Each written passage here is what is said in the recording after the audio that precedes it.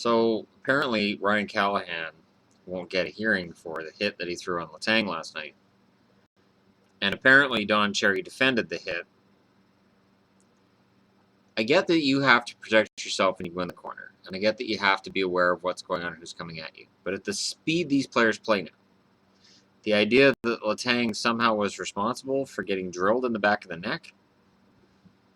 And Callahan is known for these kinds of hits. So this series is going to be dirty, I think.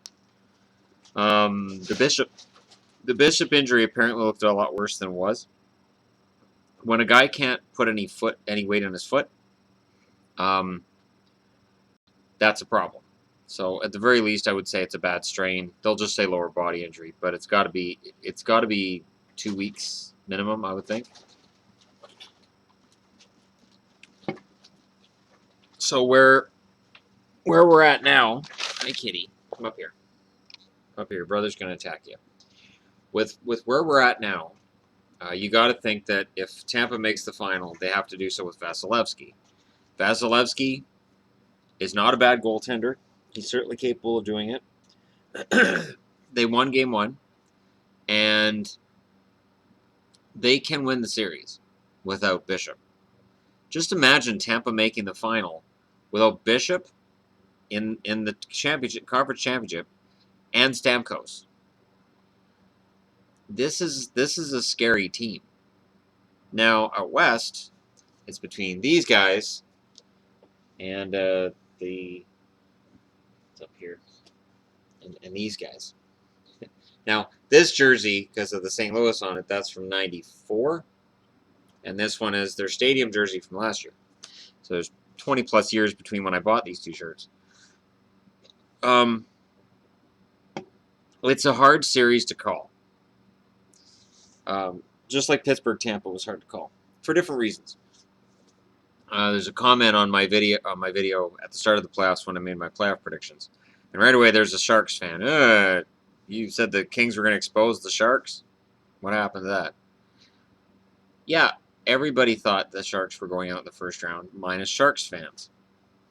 It's just, and there were some who perceived that the Kings were weak, and my perception was just more of, I honestly have a great deal of respect for what the Sharks have done. I just don't think they've done a lot yet. Like, okay, they took out the Kings, who everybody says the Kings are on their way down. And Jonathan Quick couldn't stop a beach ball. So, just by the fact that Martin Jones gave them adequate goaltending, San Jose beat them. Then they knocked out Nashville. Nashville overachieved in the first round, knocking out Anaheim, which I called.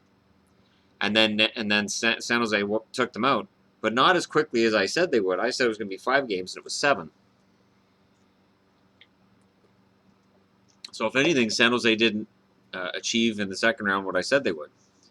Now, in picking a favorite in this series, I would have to go with St. Louis, because St. Louis knocked out Chicago, and they knocked out Dallas.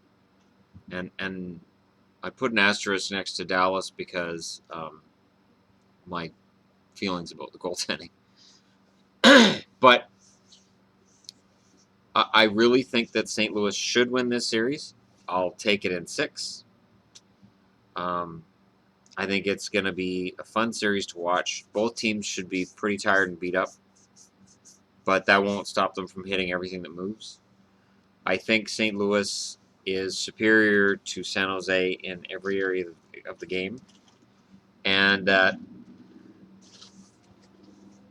the Blues' depth is scary. It's scary, and San Jose has great depth as well, but I think St. Louis is second to none in the NHL right now in terms of depth in every area of the game. Tampa's close, though. I would think between the two, Tampa and St. Louis would be close. And it looks like Tampa's, based on last night's game, I don't know. It's really hard for me to picture Pittsburgh coming back and winning the series. But I'll stick with Pittsburgh as a prediction only because I made that prediction at the start of the playoffs. But, yeah, it's quite the Final Four we've got here. 4 very different teams, a lot of depth, a lot of guys capable of picking up the slack if the Stars aren't playing well. And all 4 teams have that capability. They all have goaltending depth. They all have depth on the blue line.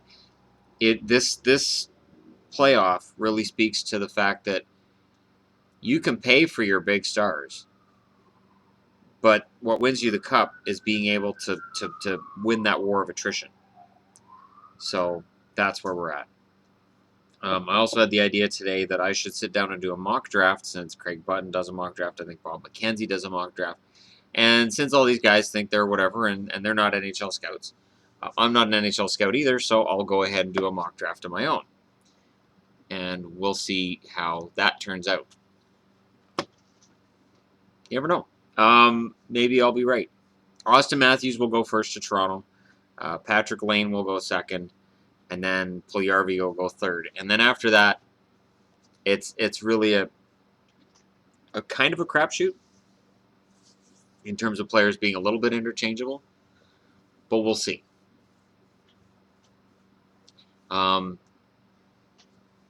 Yeah, it's been a fun playoff run so far, and it's going to be fun from here. I just find it funny that people want to pick and choose. It's sort of like the fact that I've got 3,000 plus views now for my reaction video of how I felt when. Oh, that's not fair. NXT has Alexa Bliss on right now. I can't have the camera on me while that's on my television. That is not fair. Like, yeah, it's muted and everything. I don't even want to talk.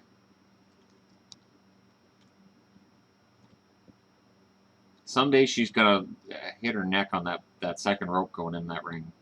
It's gonna happen. Dear Lord.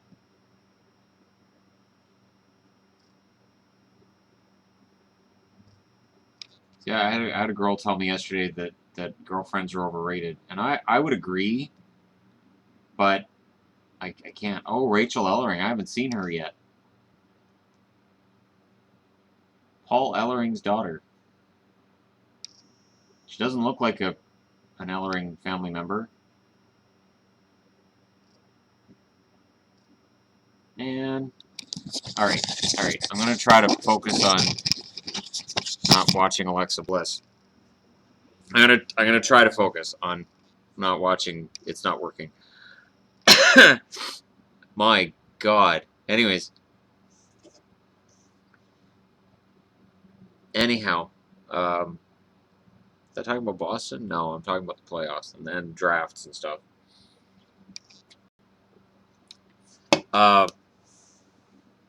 I could turn the TV off, but then that would be criminal, because if you turn a television off while Alexa Bliss is on it, you're kind of doing away with the reason you have a television in the first place, which is to watch people like Alexa Bliss. There are no people like Alexa Bliss. There just aren't. And it's funny because I have the WWE Network, and I watch this, and I tell guys, I say, look, there's when they say, oh, all these girls are coming up from NXT and they're on Raw, and I'm like, yeah, no, the best one is still down there. She's Alexa Bliss. They're working on her character. They're working on her moveset, and then she is, in my eyes anyways, she is above and beyond in terms of just, she's able to play the bad girl so well.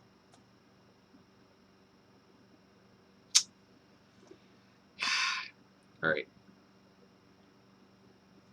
Hockey and wrestling. Why? What are you doing? Why? You're a hockey guy. Yeah, no, and when hockey's not on, I'll watch wrestling, because there's really nothing else on a Saturday afternoon. Unless I want to listen to the latest on Donald Trump on CNN, and I just don't. Another 6 months of this shit before an election. And it's painful. And it's like, he does something and people will go, Trump did something that made him look like an asshole today. Yeah, he does. You know, there's a reason that every day he does something that makes him look like a prick. Because he's a prick. It's just it's a weird thing. And he won the Republican nomination because he's less of a prick than Ted Cruz. And I realized that when I listened to Ted Cruz speak for more than 5 seconds. I was like, why are people voting for Trump and not this guy? So I listened to him in a speech, and I was like, that makes sense now. He's worse. So much worse.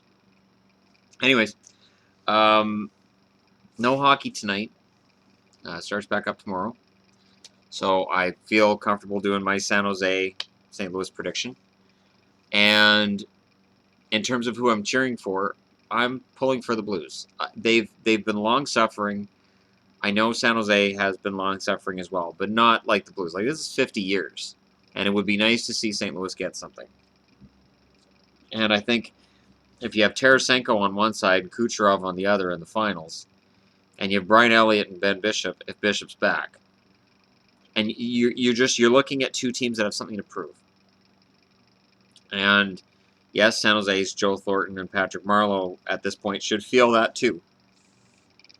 I've criticized Marleau and Thornton for years, in that every time they've had an opportunity to really show that they want it, they've failed. And maybe this is the year. Maybe this is the year that changes. I guess we'll find out. Anyways, thanks for watching. I may post video later. If I have time. I mean, my son's not home today, so I got all kinds of time to sit down and do a mock draft. I'll avoid trading draft picks, though. When you start getting into, and then the Canucks trade for Kessel and blah, no. Once you get into the trading, it just doesn't make sense. Just as if everybody keeps their draft picks, here's how the draft goes. So we'll see. Oh, they really squashed Rachel Ellering there. Not sure what they're doing with these girls. They bring these women in, and they just seem to make them all look the same. And it's like they have to develop a character later. I don't know. I guess we'll find out. Anyways, thanks for watching. Apologize for wrestling getting in there, but I blame it on Alexa Bliss. That match is over, so now I can focus on this, and I'm just going to go ahead and end it here. So thanks for watching.